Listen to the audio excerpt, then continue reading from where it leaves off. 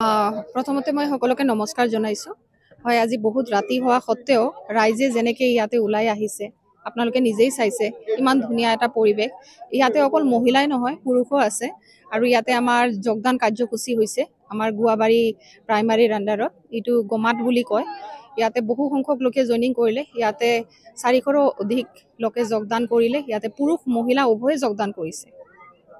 মহিলাসকলে মহিলা প্ৰাৰ্থী হিচাপে পাই তেওঁলোকেও বহুত আনন্দিত হৈছে, বহুত ভাল পাইছে, যাৰ কাৰণে মহিলাসকলেও মানে খোলা মনেৰে ওলাই আহিছে। আৰু ইয়াতে আমাৰ গোসাইগাঁও মহকুমা হিচাপত মই অকলে মহিলা প্ৰাৰ্থী আছোঁ। আমাৰ UPPL দলৰ পৰা দুজনীকে মহিলা প্ৰাৰ্থী দিয়া হৈছে, তাৰে ভিতৰত মই গুমা সমষ্টিত পাবলৈ সক্ষম হৈছোঁ। গতিকে ইয়াতে মহিলাসকলে বহুত ভাল পাইছে আৰু এইবাৰ আমি মহিলাসকলৰ ছাপোৰ্টটো বহুত পাম বুলি আমি একেবাৰে নিশ্চিত। এইটোৰ এটাই কাৰণ, ৰাইজে শান্তি বিচাৰে, উন্নতি বিচাৰে আৰু প্ৰগতি বিচাৰে, লগতে সম অধিকাৰ বিচাৰে, যিটো আমাৰ UPPL দলে দিবলৈ সক্ষম হৈছে।